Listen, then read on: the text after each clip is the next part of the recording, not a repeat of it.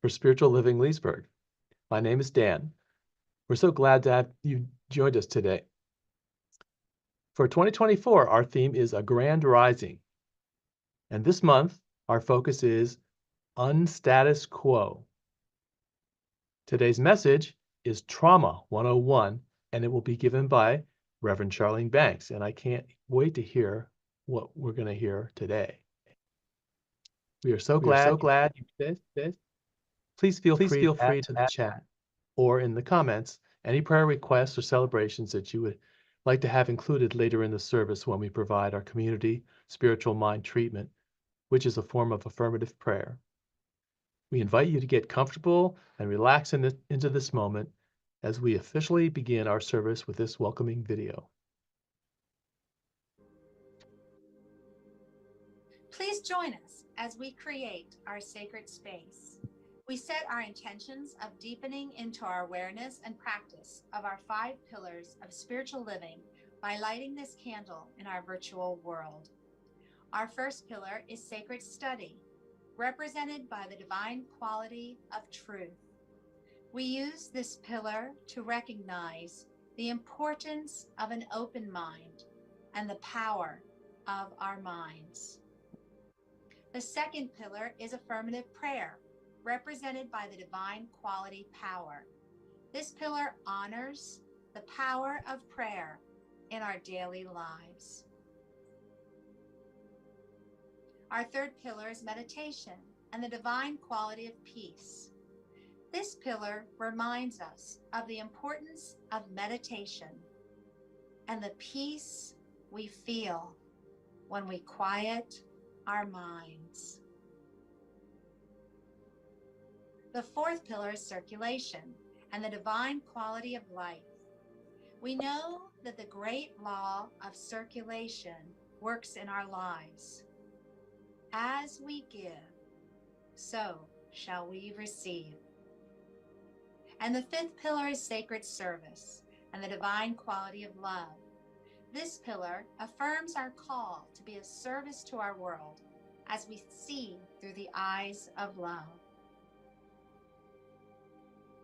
Let us close our eyes as we bless this sacred space and our time together. As we weave each of these pillars of spiritual living into our service today, may they deepen our own spiritual practices of study, prayer, meditation, circulation, and service, expanding our minds and our hearts to the 5 divine qualities of truth, power, peace, life, and love. We also bless everyone who made our service possible today and everyone in attendance. May the energy of love that is generated here bless everyone abundantly, and so it is.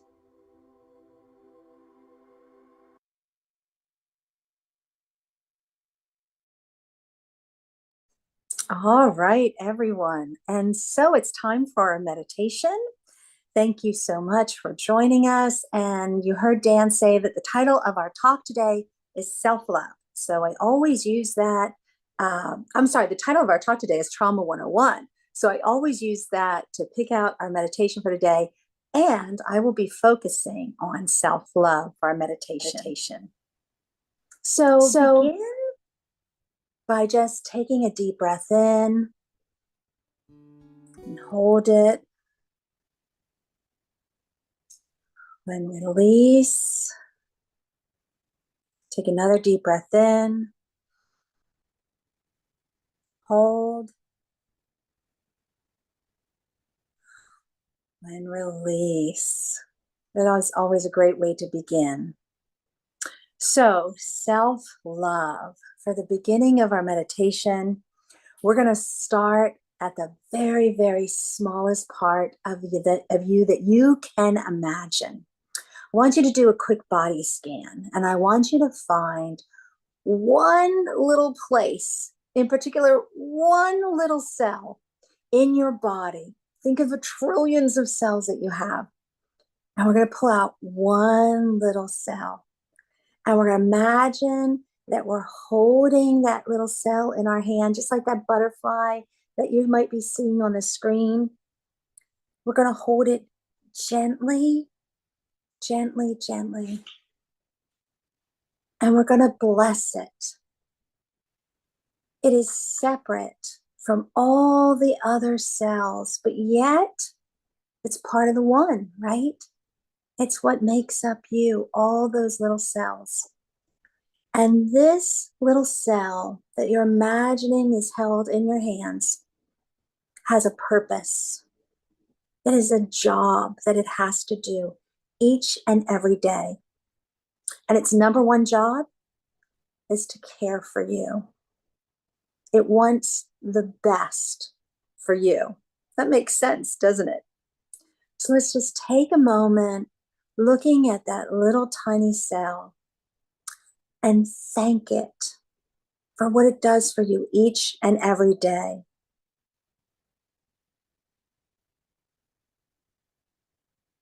And now we're going to ask it a question. There's a reason why you pulled out this little cell out of all the cells in your body. What in particular does this little cell need from you? Why did it jump to the front of the line and say, pick me, I need your attention today? What does it need from you? Does it need gratitude for all that it does for you each and every day? Does it need just attention? Does it need unconditional love? Maybe it's been causing you a little pain. Maybe it's been screaming out at you. Hey, pay attention to me. What does it need from you?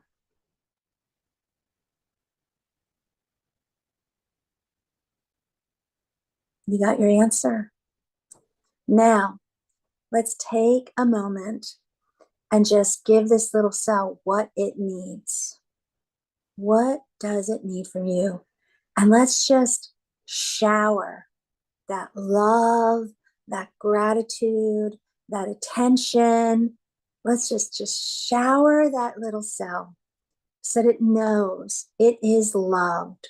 We are thankful for all that you do, little cell. Thank you for being part of our body.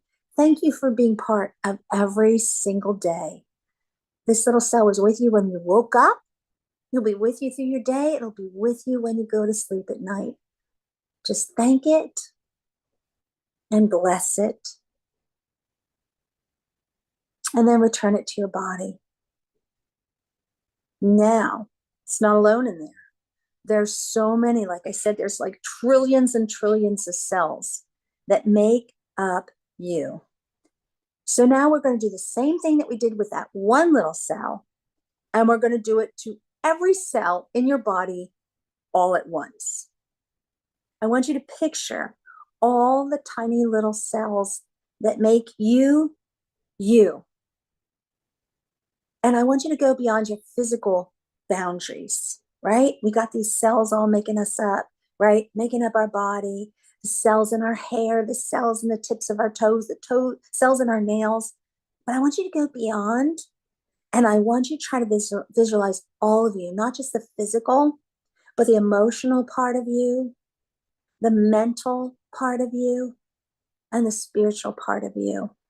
Every single thing that makes up you. Maybe you can picture the aura of light that surrounds you. And just like you did to that tiny little cell, I want you in your mind's eye to hold everything that you are in your mind's eye and just bless it, bless it, bless it. Shower it with love. Maybe take a moment. What does it need from you? What does it need today? What can you give it? Is it respect? Is it acceptance? Forgiveness? Patience? Unconditional love. Just let whatever your body needs just shower over you in your mind's eye. Bless it. It cares for you, and it wants the best for you.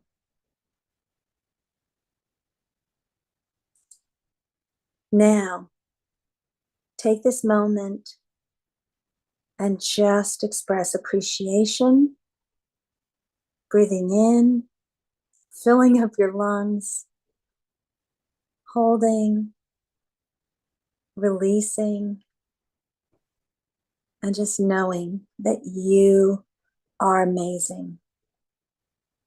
As we slowly come back, I'm going to read today's affirmation. I am gentle with myself and the world, knowing that we are all healing together. Namaste. And now it's time for music by Leah. Thank you so much, Tamara. One cell at a time. Be gentle and kind with your sensitive heart. Remember to let it shine. And when you fall down, know that's not who you are. You can rise up singing.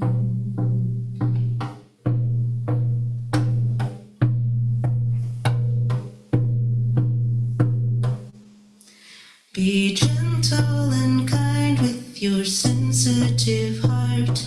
Remember to let it shine. And when you fall down, know that's not who you are. You can rise up singing. Be gentle and kind with your sensitive heart. Remember to let it shine. When you fall down, know that's not who you are. You can rise up singing. Be gentle, sensitive heart. Remember to let it rise. And when you fall down, that's not who you are. You can still rise up singing. Be gentle, your sensitive heart. Remember to let it shine. When you dare, when you fall down, that's not who you are. When you wake up, you can rise up singing. When you dare, your sensitive. When you wake up, to let it shine. When you fall down, know that's not who you are. You can rise up singing.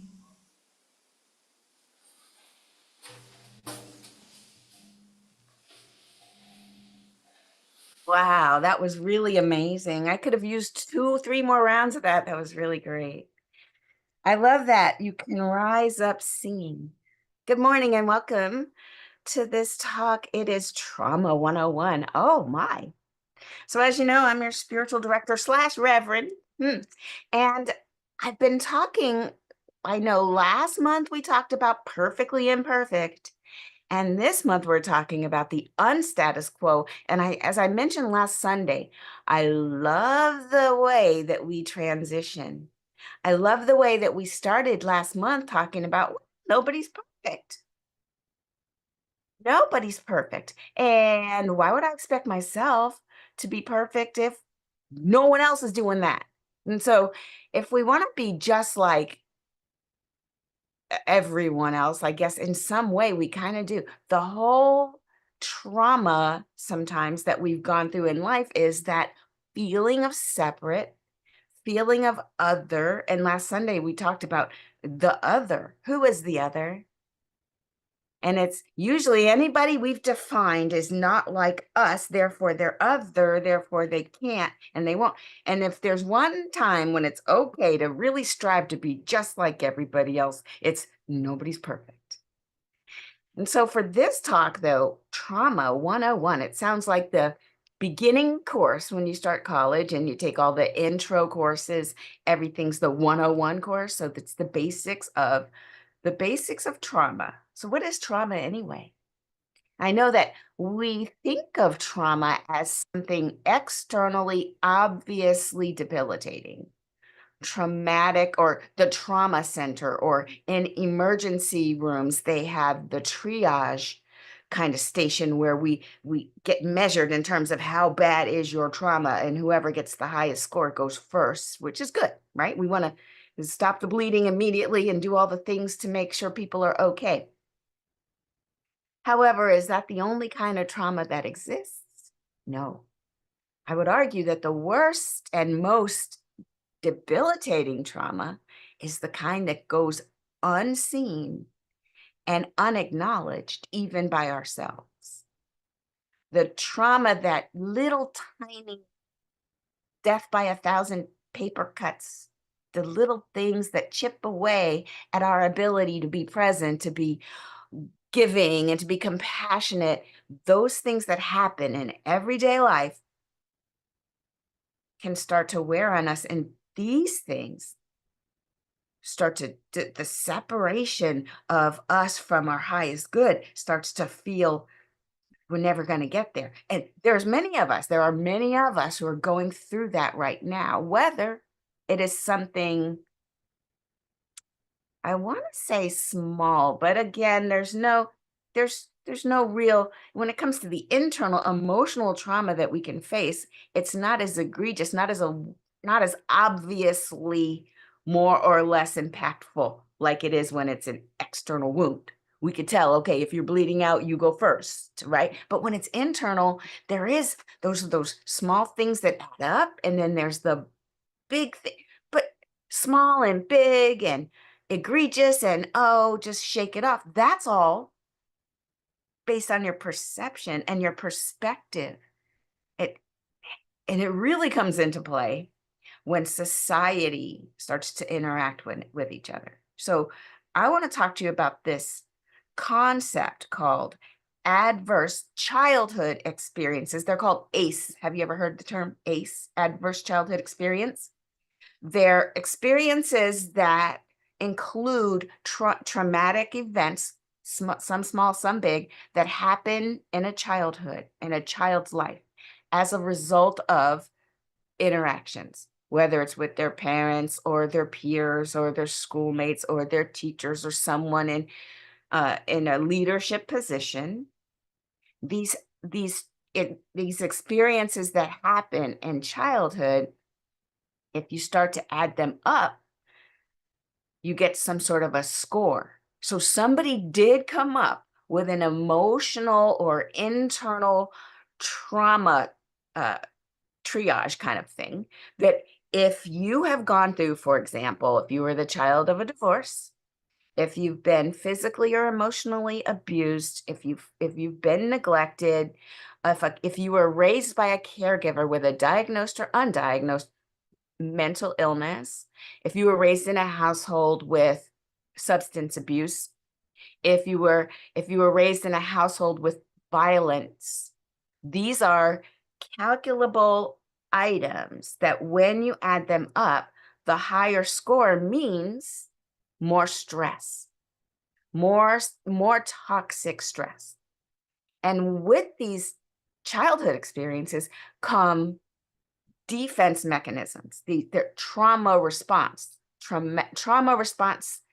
mechanisms. And our most, I want to say the one that gets the most media attention many times, lots of stories with all the different, like, you watch movies and stuff.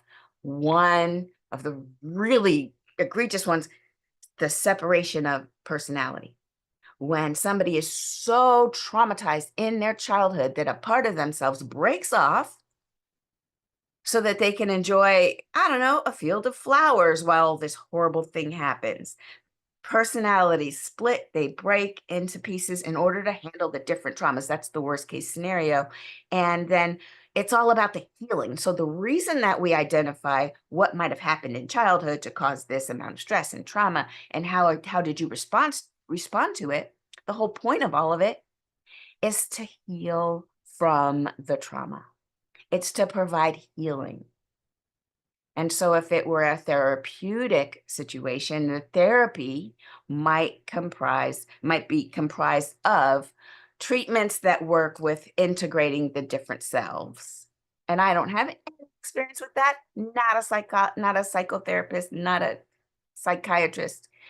But as a spiritually trained minister, we did have to take a lot of different classes. What we do know is something that was quoted in fact, in this book called "The Body Keeps the Score." What we do know is that, and I'll quote Bessel A. van der Kolk, who wrote this book. She says, beneath the surface of the protective parts of trauma survivors, there exists an undamaged essence, a self that is confident, curious, and calm, a self that has been sheltered from the destruction of that by the various protectors that have emerged in their efforts to ensure survival. Once those protectors trust that it's safe to separate, the self will spontaneously emerge and the parts can be enlisted in the healing process. So did you hear that? Even though I personally am not trained in psychiatry, how to get these parts to get back together and heal, I love the spiritual part of this, where I do have a little bit of passing knowledge in my studies. There's a part of us that is beyond the pieces of us that have been hurt or harmed by certain scenarios and certain instances. And so that is the area which we call to. It harkens upon us to just call back all those pieces of us that scattered, bring them back in, and that's our spiritual work.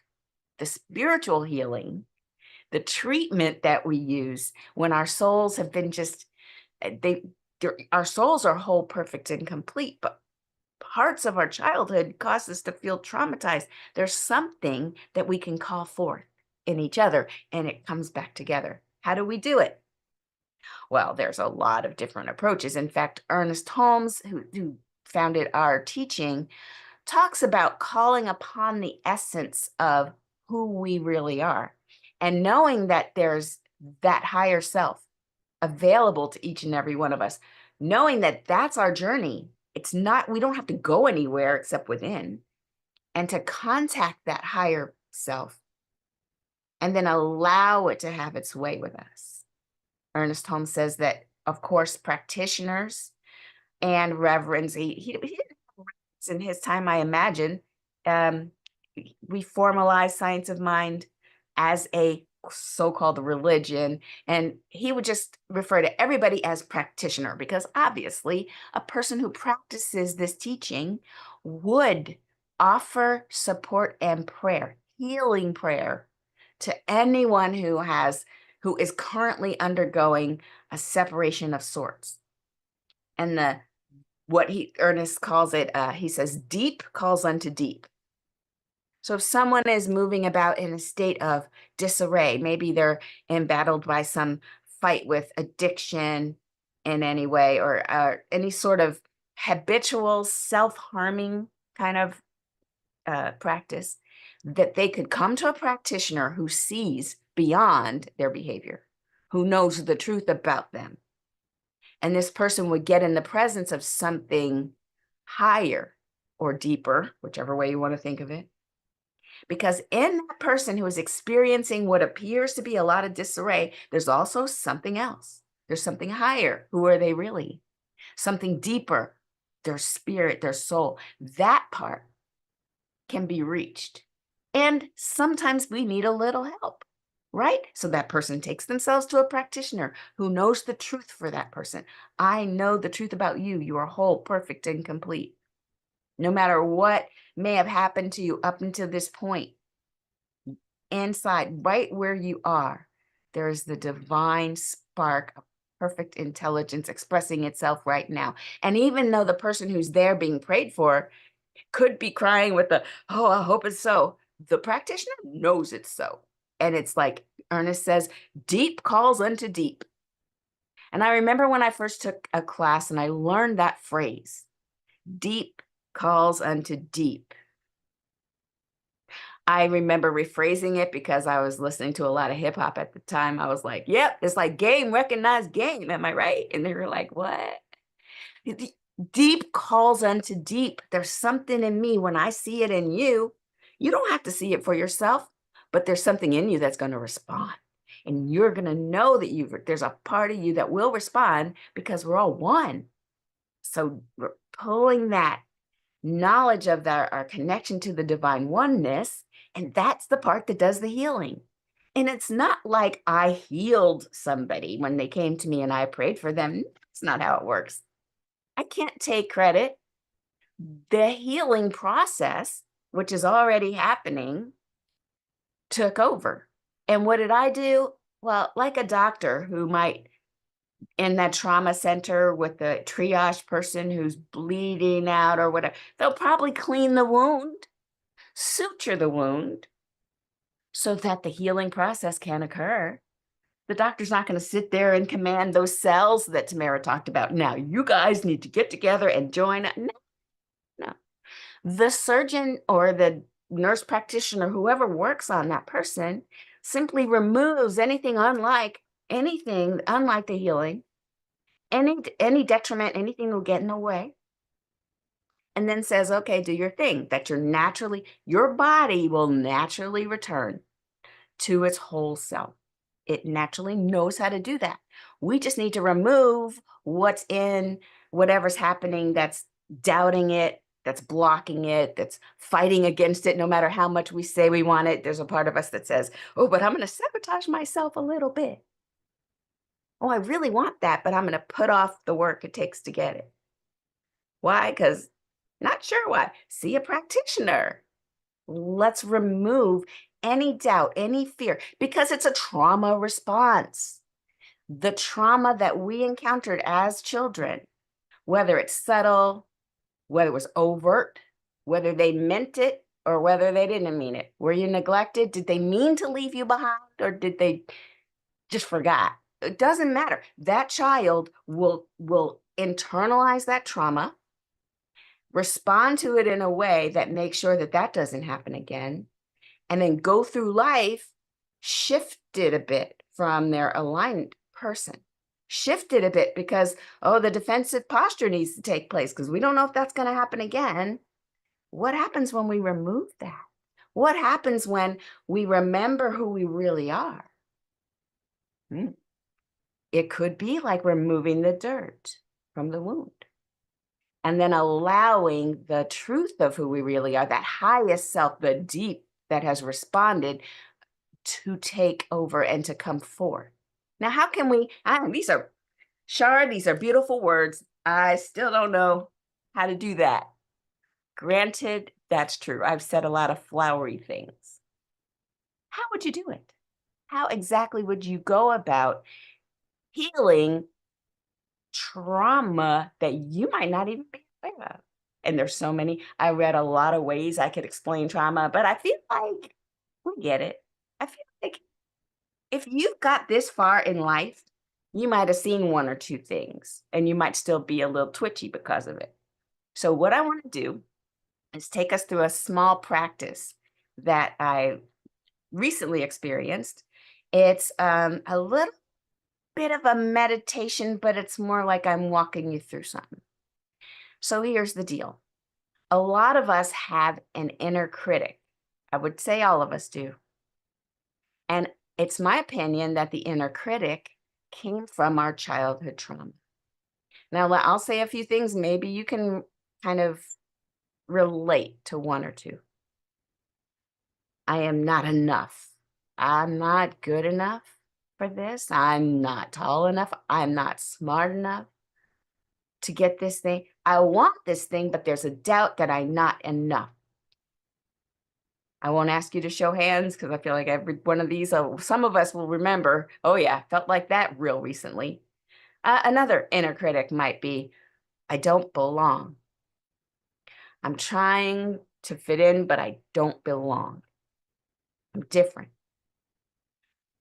And in fact, I'm so different that these people don't even acknowledge my difference. Maybe I'm differently abled and there's not even a ramp. And now I have to call attention to myself because I need to get in the building. Or I'm so not enough, or I'm so different that my special needs, or I'm not a hearing person and there's no subtitles anywhere. I don't even know what's going on. I feel lost. Other people are just looking past me for whatever reason. Inner critic, it's my fault. I'm so different. Or something that we are is unacceptable. Because remember last week we talked about the status quo is a small set of acceptable things, and this small set has not grown, has not stretched in many, many years, and the culture decided that this was mainstream and anything outside of that unacceptable. And so too bad. We just can't, we'll never be accepted because of the, all right. So I could go on, but all right. So let's just go in for a second. I'll time myself. Let's take 1 minute and just notice the thoughts that you're having about your inner critic, and then stay there as I talk you through the experience. Okay, we're noticing the thoughts.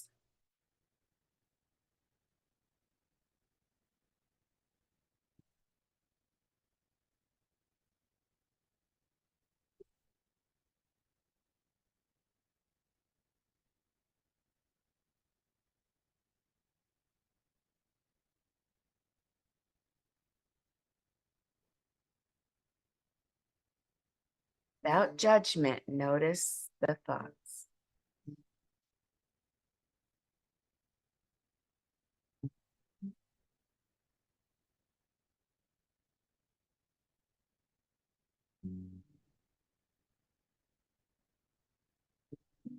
Question, does it feel painful or does it feel hard?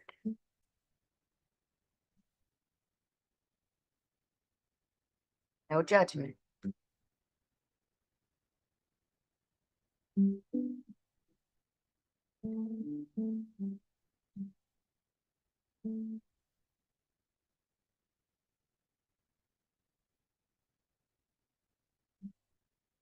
This moment, offer yourself these phrases of kindness. May I be kind and gentle with myself.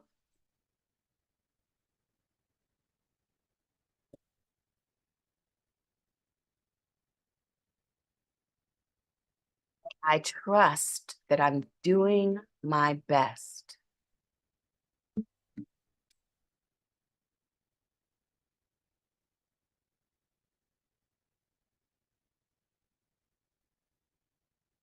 And cultivate patience with myself.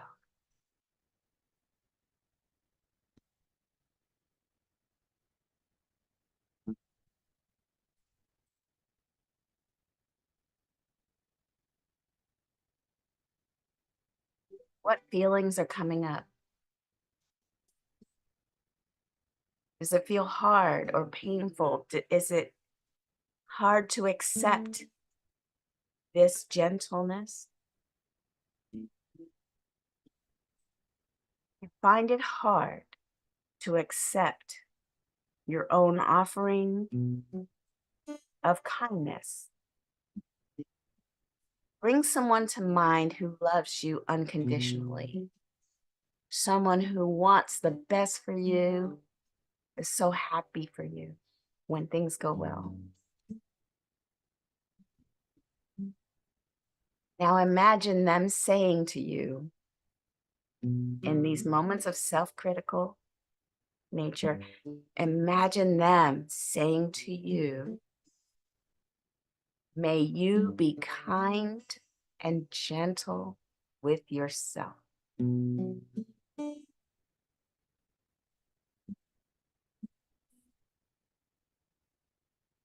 Just imagining them putting a hand on my shoulder, my upper back, and them saying, may you trust that you are doing your best.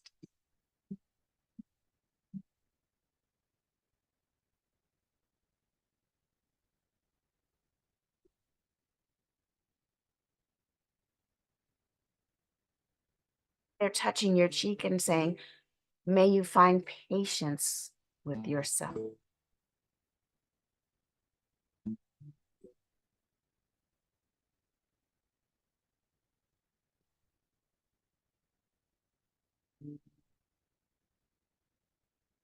Whatever's present is okay. This exercise might have felt easy, unfamiliar, might have felt very awkward, but allow it to be. You may open your eyes and acknowledge that these stories that your inner critic has given you has created deep grooves in our minds, just really deep grooves of habit. It takes practice to create better ways of being with ourselves, more loving, more accepting, more supporting ways of being with ourselves. So let's try for compassion rather than judgment of ourselves. Let's try for acceptance rather than blame. And I'll end with this. As a spiritual community, isn't it wonderful to have a place to come where we all have like minds, where we can discuss this and hold each other up?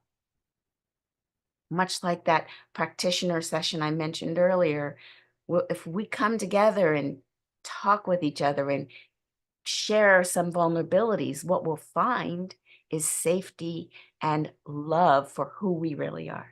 We don't have to pretend. We are cherished anyway. And watch how that follows you to other environments where you may have been quick to react if someone treats you a certain way, or maybe someone triggers the inner critic in you because they've said out loud what you were afraid was true for so long.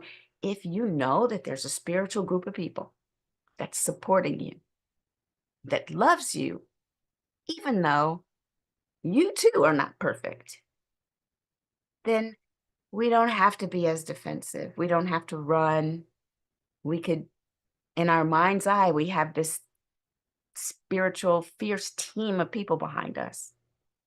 And we can sit there and, okay, well, it sounds like you might be mad at me. I guess that's going to be okay.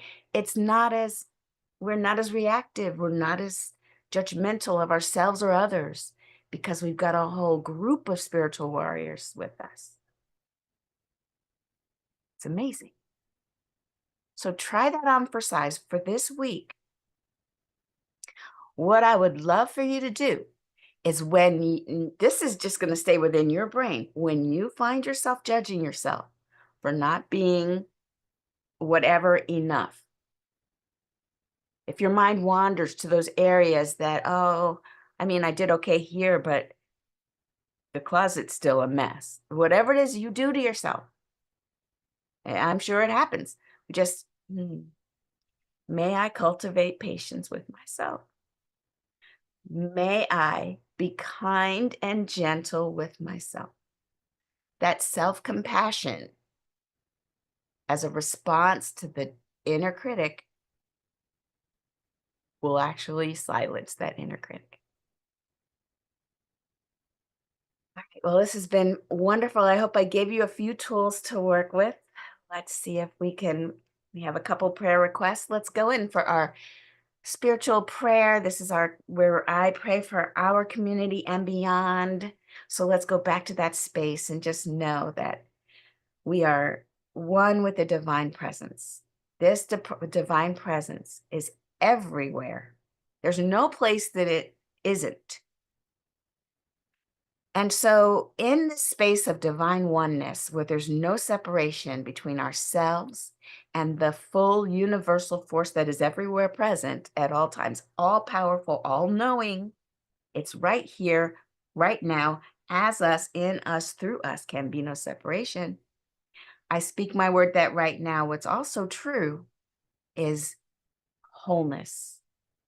And so I speak my word for Tamara's family, Aunt Kathy, who transitioned yesterday morning.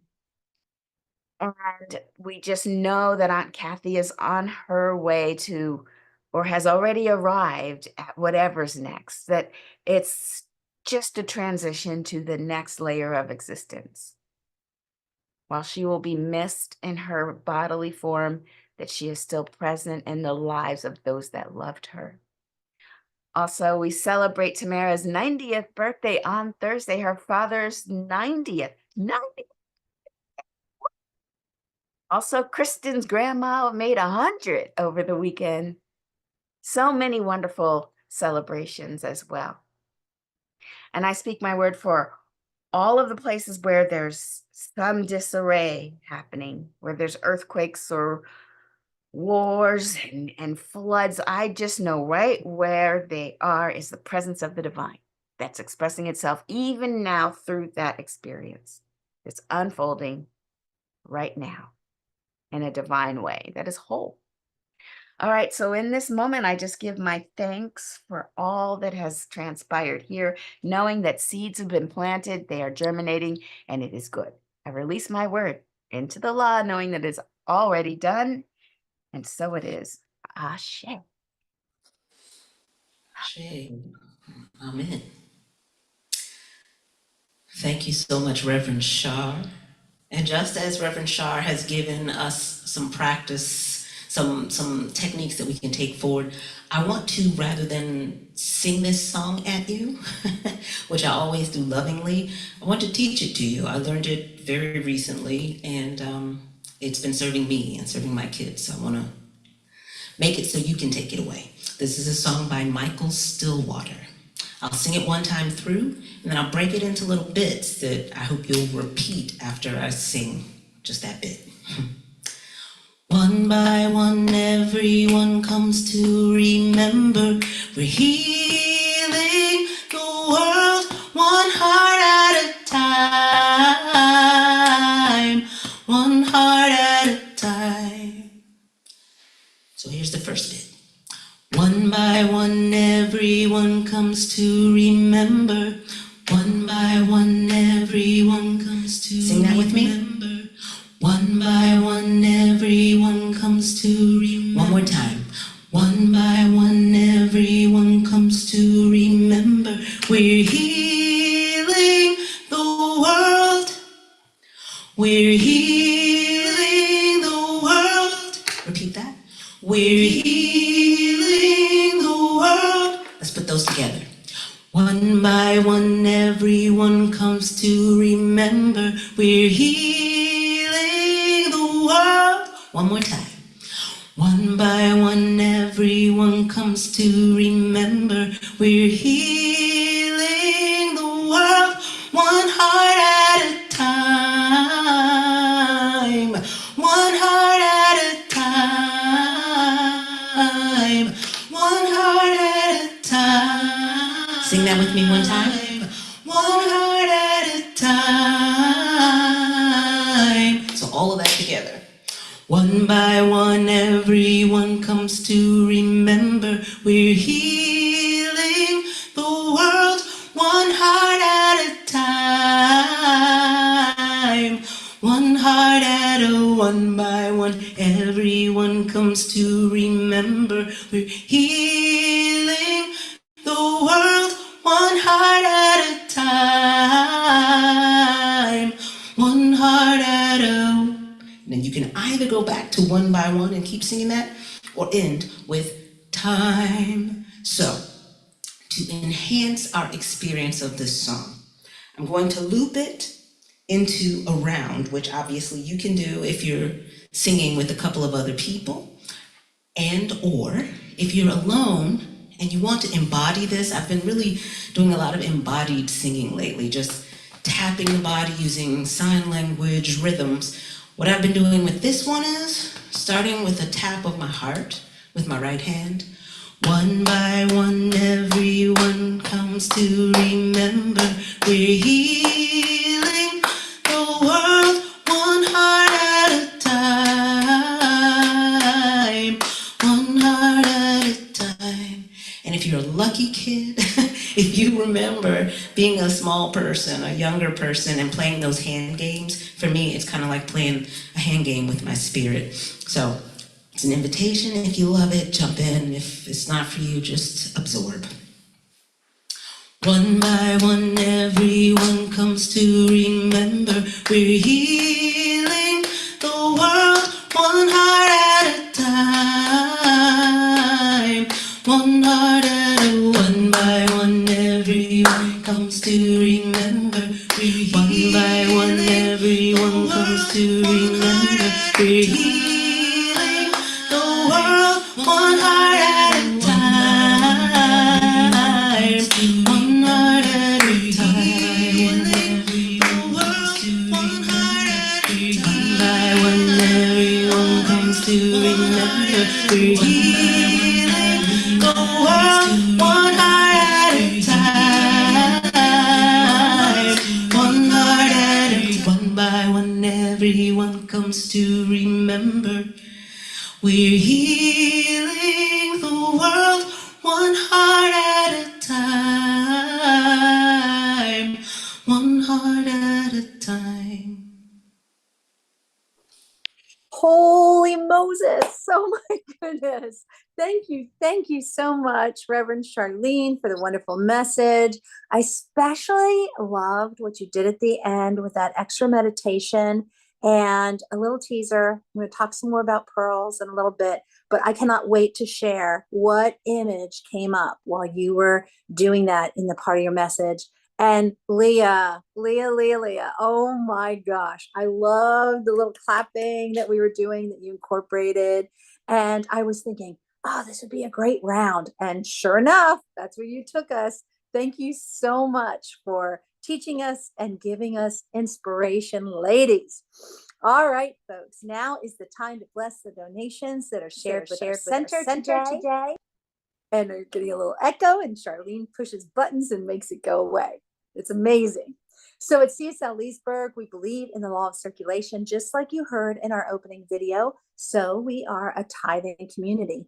The donations that are shared with our center bless everyone, those who give and those who receive. So who receives? Well, of course, our donations so that we can keep doing what we do on Sundays, and also our CSL home organization, as well as organizations that support our commitment to creating a world that works for everyone.